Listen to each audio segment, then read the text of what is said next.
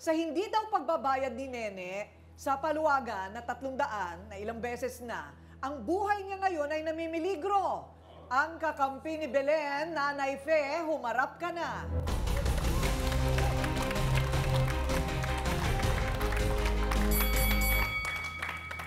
Ayan, Nay. Ano ba ang problema, Nay? Ano ang nangyari sa'yo dahil sa hindi pagbayad ng Nainiso ako sa kanya kasi Okay. sahod ko na. Kulang yung binigay niya sa akin. Eh, syempre nagpa-medical po ako, nagpa-doktor ako. Ay mga maintenance kong binibili. Ayun. Wala. Maintenance. Sinasabihan ko siya na, o paano yung ano mo, yung kulang mo, idinadaanan lang mo niya ako.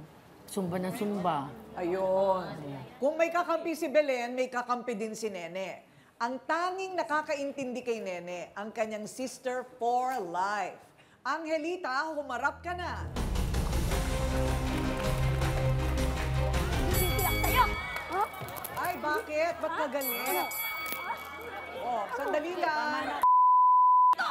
Ha? Paranin mo sa kapatid ko! Wala! Ah, kapatid. Alam mo, ako lang tatrabaho ko, tumutulong sa kapatid ko!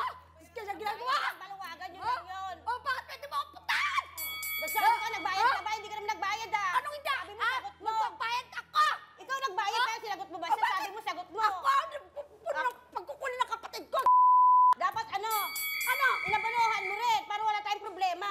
Sabi mo, abunuhan mo. Nagyabang ka pa eh. Wala umaga kami! Tapos iniisip mo pa? Kung anong klase trabaho meron ako? Professional trabaho ko! Wala akong sinabing ganun. Sinungaling! Ang sabi ko lang, Bakit? nagyabang ka sa akin na abunuhan mo na siya ng abono mo.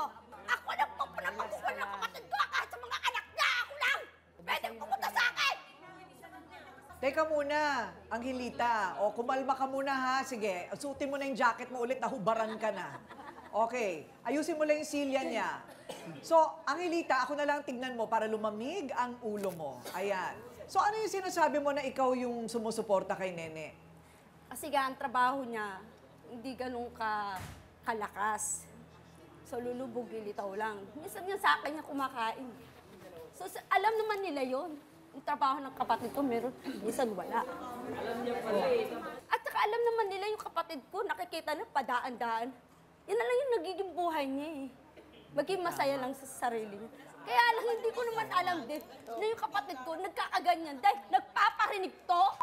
Kasi bibig mo kung gusto mo kang hulugan ka ng tao. Dapat mabait ka sa tao. Ano mabait? Anim na taon akong mahawak ng paluwagan. Yan lang kapatid mong ginagulong. Hindi ka maayos makipag-usap sa tao. Bastos ang bibig mo. Baka ikaw! Kaya ka! Kung marunong ka makipag-usap sa tao, hulugan ka. May tamang maraan. Eh, Bilen, alam mo yan. Nagulog ka kasi, yun lang yun. Kung may respeto ka, matanda sa'yo, kung pagpaparinig ka, mamamahiya ka. Hindi ako naman, siya kaming dalawa lang nag-uusap. Ano ba itong hinanakit mo sa sinasabi mong kinakalat ni Belen tungkol sa trabaho mo? Ano Kasi ang yun? trabaho ko talaga, professional. Eh, syempre, ang trabaho ko, minsan alas 10 sa umaga, umaalis ako hanggang gabi. Naabot ako hanggang alauna. Teka muna, professional na ano? Therapy po. Therapist! Ah, oo. So, nagmamasahe, ganon-ganon. Pero iba-ibang lugar. Pero pagdating ko sa gabi, meron isang lugar lang talaga ako.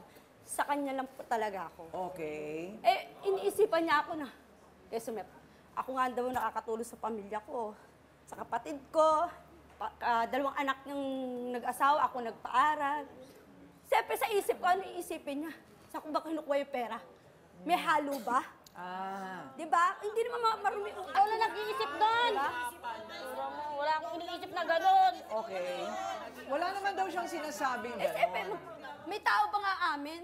Wala akong sinasabing gano'n. Diba? Ano ba? Walang tao nga amin, lalo pag lumalabas. Oo. Diba? Ano ba yung mga narinig mo mismo sa sarili mong tenga na mga sinabi lumabas sa bibig ni Belen? Ang trabaho ko daw, may halong extra ganon.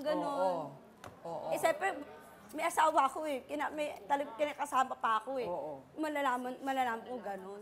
Siyempre, mapera daw ako. Kasi nakakatulong ako eh. Siya lang tinutulong ako, pati yung pamilya ko. Wala naman akong ginagawa. Bahay, trabaho.